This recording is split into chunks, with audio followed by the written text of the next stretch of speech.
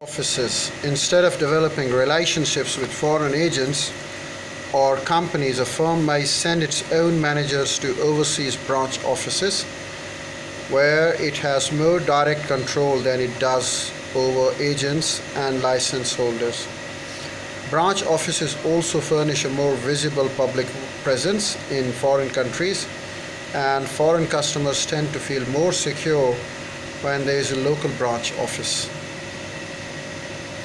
Strategic alliances. In a strategic alliances portfolio, a company finds a partner in the country in which it wants to do business. Each party agrees to invest resources and capital into new business or to cooperate with some mutual beneficial way. This new business, the alliance, is owned by the partners who divide its profits. Such alliances are sometimes called joint ventures, but the term strategic alliance has arisen because such partnerships are playing increasingly important roles in strategies of the major companies. The number of strategic alliances among major companies has increased significantly over the last decade and is likely to grow even more. The new Disney countries such as Mexico, the new Disney theme park near Hong Kong is a joint venture with local partners, and in many countries such as Mexico, India, and China, laws make alliances virtually the right way the firms can perform. 8 firms investing there have local partners. Well, the foreign companies, if they have the local partners, they are always at ease performing in a country. In addition to easing the way into new markets, alliances give firms greater control over foreign activities than agents and licensees. Even so, all partners retain some say in the alliance decision. Perhaps most important, alliances allow firms to benefit from the knowledge and expertise of foreign partners. Microsoft, for example, relies heavily on alliances as it expands into international markets. This approach has helped the firm learn the intricacies of doing business in China and India, two of the hardest emerging markets to crack. Foreign direct investment, FDI.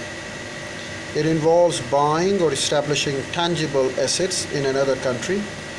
Dell Computers, for example, has built assembly plants in Europe and China. Volkswagen has built a factory in Brazil. Each of these activities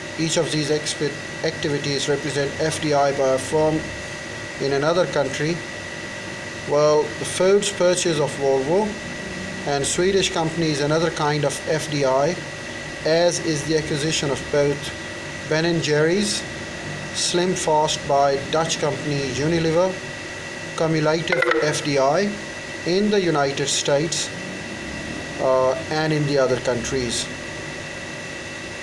by foreign firms in 2000 reached slightly over $1 trillion. Cumulative US FDI in other countries meanwhile has exceeded $1.5 trillion.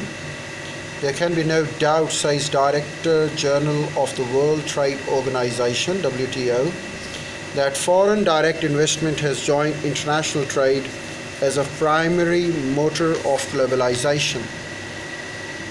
Well, there are barriers to international trade as well. Whether a business is truly multinational or sells to only a few foreign markets, several factors will affect its international operations. Success in foreign markets will largely depend on the ways it responds to the social economies. It depends on the ways it responds to social norms, economic norms, legal obligations, political settings, and the barriers made by all these aspects in a specific country. Sometimes there are social barriers, economic barriers, legal barriers, and political barriers. On the other occasions, there are social norms, economic norms, legal norms, and political norms. One needs to alter and adapt itself with it. Well, the sooner they adapt, the better they move on, and the greater profits they earn.